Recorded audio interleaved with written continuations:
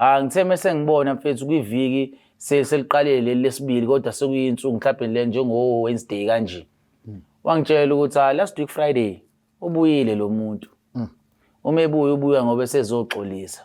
Ubuya nje esewumuntu manje ngathi akwenzakanga lutho kodwa futhi nakhona ebusuku useyaxolisa usewumuntu manje ke ose all over kuyena nani ngama advisor ke mina ngoba phela ngigangele mina sicha ngathi mina shaya lento ngisibambelelo.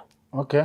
Ingazi izikuphunyuke futhi. Ngabo wasesho yena uthi mhla nginemali mkhulu ngiyobuya kuwena nani kodwa ngingazi ngezipesheli lezi adijwala ukuyithenga ukuthi wasithola yini isibambelelo yini kusona. But nje mfethu ngesikhafulo mfethu wabuya umuntu wakhe esebuyiswa ukuthi umuntu ocleansile. Yabo ngoba bebeshawa isichitho mfethu angifuni uqamba amanga.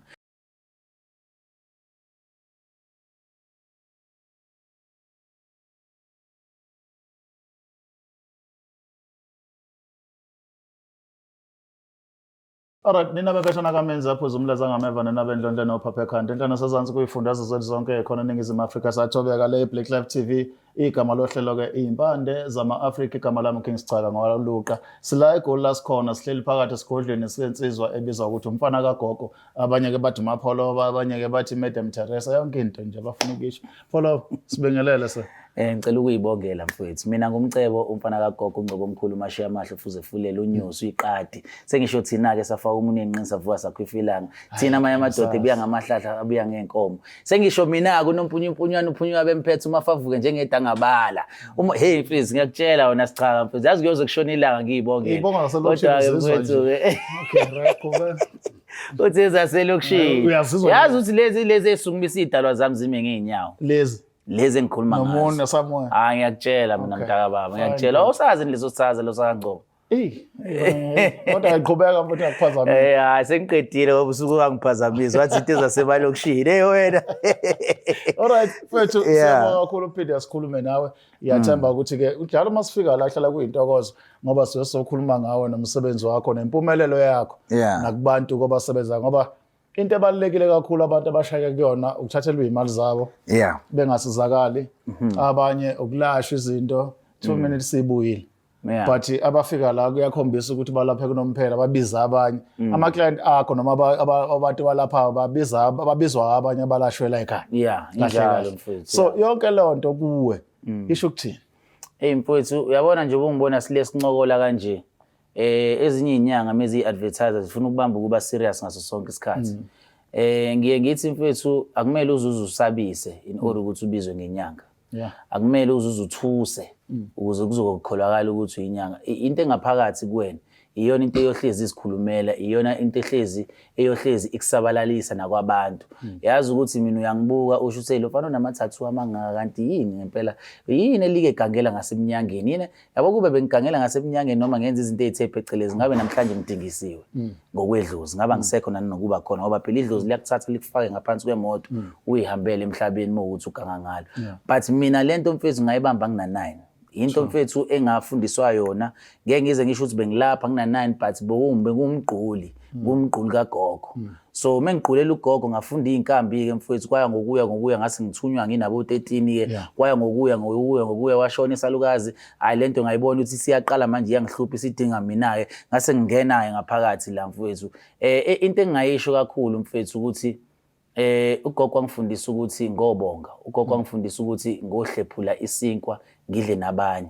So ngathi mengiqala ukungena ebunyangeni angazi nami ngayenziswa yini leyo nto kanti iyona into ekwakuyinto eyangiwinisa kunazo zonke izinto. Ngavele ngathenga imithi ka4000 ngathi umuntu onenkinga akeze azothatha umuthi ngiphisana ngawo mahala. Kanti sengivula indlela yokuthi ngibonge idlozi ukuthi kahle idlozi alize lizohlala kumina ngokugcwele nginikela kulona. So nje mfowethu kumina lokho kushoyo mfowethu ukuthi lokho othi ngibuza kona ngingasho mfowethu ukuthi into engiyenzayo mina ukuthi ngihloniphe umsebenzi wobaba omkhulu nezalukazi so angisoze ngaphambuka. Asingene kwisihambelo sethu esikhona namhlanje siyabingelela. Siyaphila kodwa kunjani futhi? Zikhona thina njani ni? Siyaphila. Yathatha? Hayi shithi zothatha ke straight namhlanje ziyakhala. Right, sisi mhlawumbe usithatha usibeke udabeni lakho nokuhamba kwakho nokwazana kwakho nomkhulu la umva kancane. Oh, okay, but mina ndananzika benengxaki yalomuntu engithandana naye. Okay. Abazali xa besithi ungabowazisa abangani empilo othandana naye. Basebenyanisile. Ndathatha umuntu engithandana naye ndamazisa echomini yami. Ngiceba chomi nansi indoda yami yabo. Chomi, okay, wathi hayi chomi mhle sancomana nanti njalo yabo. Hayi chomi makuloko kuhamba seyazi i-boyfriend yami. Waqala wangithethisa. Kwathule ndimazisa kule veki i-boyfriend yami. Kwadlula 2 weeks waye ukuthetha nami. Ne. Maye ukuthetha nami ndimtext echomi ngithe ngasathethi nami anganiphenduli. Menganiphenduli okay ndimiyeke ndimphume kuye nithi ndisenomuntu wami ndithetha nomuntu wami nethi njalo. Umuntu wami naye aqale atshintshe. Angasanithethisa indlela anithethisa ngayo uqala bo. Ndimbuze ukuthi kwenzakalani. Okay aniphendule into ezijongele ecaleni. Bekhona apha sihleli kwakhe niphethe ifoni yakhe. Kungena i-call kamnganami. Okay. Ndimbuza bani okay nidibanisa ntoni nomnganami ayinxuthi ifoni bengumuntu olwayo ondlisayo ngefoni yakhe. Okay ndimiyeke apha esilala khona ngithatha ifoni jonga mangene ku message yakhe hayibo lo muntu uthandana nechomi yami.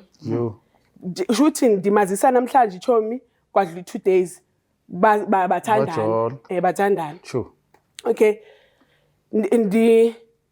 anti akusuye yedwa ichomi yami ndicela abanye ichomi bami ukuthi hayi chomi yazi khona utata esimone pha ku Facebook ne ukhona uneyeza elilo ikhafula khawucheke yena wayesehambile umuntu wakho already uhambile okay after umbambile wavela ndimbambile wandlwisa saba nento ukuthi silwe singasavani kakuhle mina naye waphuma kum wahamba futhi waceba akanithandi uba wayedibene nechomi yami qala kunami yabo wayengeka athanda nami. Okay ndinathi-ke ndithathe le number katata yabo ndithethe naye. Okay ndithole iyeza ngedelivery alideliver ndilisebenzisa hayi iyeza alisebenzi yabo phela ndilisebenzisa alisebenzi iyeza ngithi ayikhathi ndimfonele tata ndive kuye straight yabo ndimfonele xa ndimfonela acha epholile futhi xa ndimfonela athi okay uthi alisebenzi iza apha kum apha eBaramol ndizohlola kakuhle ndicheck ba khona into ezirong ndifike xa ndifika tata ngithola ukuthi hayi umngane nibethe ngesichitho elenyani xa sendihleli nabantu babengasafuna ukuhlala nami bengathi ndiyanuka khona into endilumayo apha ngaphansi yabo ndifike kutata okay andifake eperfume achuba nesichitho umngane nifakele isichitho na yonke lonto leyo ayenze into ezazenzayo athi xa igqiba uzenza aphinde anike futhi eliyeza ne aphinde anike eliyeza phinde ndilisebenzise okay ndilisebenzise thathe nje 1 week ndilisebenzisa buye message sithanda sami buza hayibo ubani lo athi hayibo sandazi utshintshe inamba buye ngenye inamba sabuya la namba yakho iqanda ave nam block ndaphuma kuye awusandaze umuntu wami bonke nje seyangicenga umuntu business sendela ama message ndimbuza okay iphi girlfriend yakho hayi man benansikile pha bengathi nithakathiwe anzazi bengene intoni nje ndithandana nechomi yakho into ezinjalo thola ukuthi ichomi olalong unisebenzisela amayeza shuthi lonto kwawuthanda fayela isichitho ngenxa ye-boyfriend ebengaqali ukusebenzisela amayeza kwakhona nenye i-boyfriend yokuqala wayenza lonto before azoyenza kulo wangoku waqala loqanda amiyeka zani besalithola uncedo zani ndilifune nokulifuna uncedo ndazoncedakala kulo wangoku wathi hayi lo wangoku andimiyeki angeke lo ndimiyekele kuye bobabini yo kwayinto enjalo.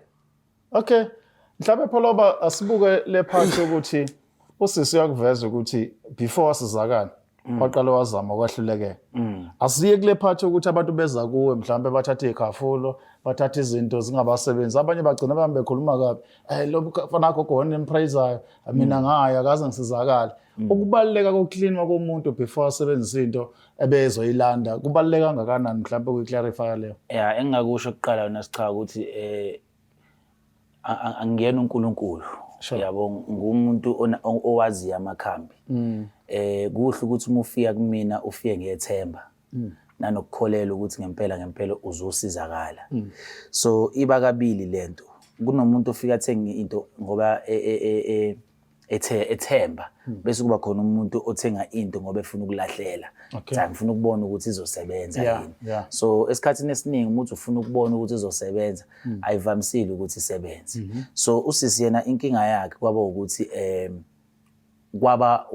uba nesichitho esiba kuyena uma eba nalesi sichitho lesi kubalekile mfowethu ukuthi uma uzothenga izinkambi zothando ezempumelelo ezenhlanhla nje zonke izinto ezihamba kahle nje empilweni yakho uma uzothengela zona kufuneke wenze sure ukuthi uqala uyahlambululeka it's either uzozithengela wona hamba uyoziqhumela ekhaya or uma ukuthi mhlambe nakhona ufuna wamamandla ungena la ePavini ngikwazi ukuthi ngikuqhumise ngikwenzise yonke leyo nto so kunako ukuthi uthola ukuthi futhi nakhona omunye umuntu uqinile yabo ngoba phela abanye bayahamba nezinye inyanga angwangabaza amandla ezinye inyanga ngoba sisebenza emsebenzini owodwa kuyona icompetition kuyikona nje kuphela ukuthi mfowethu siphiwe ngendlela ezihlukahlukene bese emva lapho umntaka baba uthola ukuthi omunye futhi nakhona uneyinkinga nje zasemsamo thothi yonke into iyamsebenzela kodwa ngenxa ukuthi idlozi lona elivalile yonke into enenhlanhla yakhe iyavinjwa but nje usisi la washawa nje ngesichitho mfowethu ngoba waziwasho futhi nakumina wathi hayi unelinye iphunga angali understand so ngase ngimthatha ngimfaka lapha samgqumisa senza yonke into sine team yami senza yonke into mfowethu waphuma futhi nakhona ubone ukuthi unali ithemba yabo unali ithemba besides ukuthi izinto zisebenzanga eqaleni yabo le nto le so waba nethemba ukuthi hayi usezothola ukusizakala ngoba ngangile ngikhuluma nawe ucingweni vele hayi emva lapho ke mfowethu ngase ngibona hayi kwaphela iviki ngithi mina ilosi silozo phone yabo nami ngiworried ngoba phela manje kuyabheda mfethu ukuthi kuze icustomer lithi kunento yakhe engasebenzanga yabo and mina ngiyibalekile into enjalo ngiyathanda ukuthi ngingenelele ngithe mase ngibona mfethu kwiviki seliqalele lesibili kodwa sekuyinsuku mhlawumbe le njengo Wednesday kanje wangitshela ukuthi last week Friday ubuyile lo muntu uma ubuya ngoba esezoxolisa ubuya nje ese umuntu manje ngathi akwenza kangalutho kodwa futhi nakhona ebusuku useyaxolisa usewumuntu manje ke use all over kuyena nani ngama advisor ke mina ngoba phela ngigangele mina sicha ngathi mina shaya lento ngesibambelelo ingazi izikuphunyuke futhi ngabo wasesho yena uthi amhla nginemali mkhulu ngiyobuya kuwena nani kodwa ngingazi ngezipecially ke lezi atijwala ukuyithenga ukuthi wasithola yini isibambelelo yini kusona but nje mfethu ngesikhafulo mfethu wabuya umuntu wakhe esebuyiswa ukuthi usebomuntu ocleansile yabo ngoba beshawe isichitho mfethu angifuni qamamanga bengimbona nami ngoba ngendlela afike yiyona ubenga attendeki mfethu mhlambe usasichaza kabanzi ngekhafulo ngoba umuntu owaziwayo ngalento yekhafula futhi I'm sure abaningi bazofakaza ukuthi babuya kuwe nje okuningi ngekhafulo bakufunde ngathi iyasebenza lento mhlawumbe into ofuna ukuyichazela abantu ngento yesikhafulo nje la oyisebenzayo wena njengomelaphi engingakusho ukuthi isikhafulo sigangile mfowethu but kodwa ufuna ukwazi ukuthi ekusebenziseni inkambi egangile kukhona ukuthi uyisebenzisele entweni ezi-right angithi so uthola ukuthi umuntu ngiyambuza kuqala ukuthi kwenzakaleni awubanga nengxabano naye asengichazele ngilaleleke inkulumo ukuthi akuyena yini otoxic kunalo yabo akuyena umuntu oabusive ngoba phela ukukhumbula nabantu besifazane bayakwazi ukuba abusive yabo bese badlala victim yabo lonto leso kumele singabe abantu abacasha ngeside elilodwa kufanele siphinde sibuke zonke indawo mfowethu yabo nabo futhi abantu besilisa bebefikile ngiyabalalela futhi nabo ngizwe ukuthi ngoba kubukhuni ukuthi mfethu umuntu uhambe uthi akayolandwa mase ebuya kanti uzobuyela ukuzo-abuse azoshawa nayo ngi-against ke senginesandla manje kuleyo sengiyajeziswa so inkambi egangile ngiyayithatha mfowethu ngiyisebenzisele ezintweni ezinhle njoba usisi naye esesho ukuthi hayi naye beseyibona engathi unekusasa nalomuntu ngase ngithi mina ngingenelele ngimsize ngiyabo njengamanje ba happy uhlezi nje ngixoxela ukuthi ba happy kangakanani ingakho ngicine sengithi mina ngicela ukuthi kube wena ozongishayela le testimony ngoba ngiyabona ukuthi kuwa wonke ama-testimony ilona customer engilisukumele kakhulu ngilandelela indaba yalo so bengithanda ukuthi ibonakale la kwi-Black Life mfowethu ngoba i-platform enkulu for abantu abamnyama le mfowethu ngiyakuzwa sis amazwi akho kuyibongela after wonke lo msebenzi mhlambe nangimapholoba nabantu abasekhaya athi na utata ndimbonga kakhulu ngaphandle kwakhe ngabe zange abuye lo muntu ngabe zange ndazi ba ichomi yami eyona umuntu onimoshelayo entweni zami so tata nje ngimfuna nje ukumbonga ngomsebenzi wakhe omhla wenza ebantwini aqhubeke futhi awenze nabanye abantu abafuna ukuza kutata bangakwazi ukumthola aphatholakala khona bancedakale nabo. Sibonga kakhulu sisi Mapholo. Abantu bameme mfowethu beze esigodleni bezosizakala abasinde. Alright, so mina la ngisebenza khona bakwethu ngisebenza Soweto eOrlando opposite ama-Towers igama lendawo kuthiwa iseBaramoli eBaramoli kunendawo kuthiwa iseMadam Teresa phakathi eMadam Teresa ila khona isigodlo sami. Ngisebenza Friday, Saturday and Sunday ufuna ukungibona mina. Kuba nezipesheli ke muthenge izipesheli ke siyakwazi ukuthi sikudilivele inyanga yokuqala ke neUber ehambisa imithi kuwena. Ungahleki sichaka serious le ndaba le mfethu ngoba uyangibona ukuthi ngiza nempucuzeko uyayizinto engishoyo. Ngase ke ngibe umuntu ke futhi nakhona ke omuhle eGoli, umuhle njalo eCape Town, umuhle eDurban. Into esiyenzayo ukuthi siyakukhoriyela. It's either ukhipha 60 rand or 110. 60 rand 7 to 9 days, u110 u3 to 5 days. Yeah, so nje iloko mfuthu engakusho okunye nokunye kayi mfuthu sebeyoyibonela mebengena nasema page nami babone mfuthu. Okusalayo nansi inamba igijima ngezansi mawuthi uyamdinga uyamfonela kukhona futhi uthi makuthi mhlambe uyadinga ukuthola ubufakazi ngaye ngemsebenzi yakhe ebese ku-add egroupini uyibonela abantu bekhuluma besho ukuthi basizakalephi nawe ube nelungelo lokufaka umbono. Akekho umunye ophendula kuphendula yena ngqo ukuze uzokwazi ukuthi ukhuluma umuntu okahle. Igama lami uKings Chayo ngaloqa lezi impande zama-Afrika nganza kodwa sibonana ukulandela ngisale kahle. Is there black life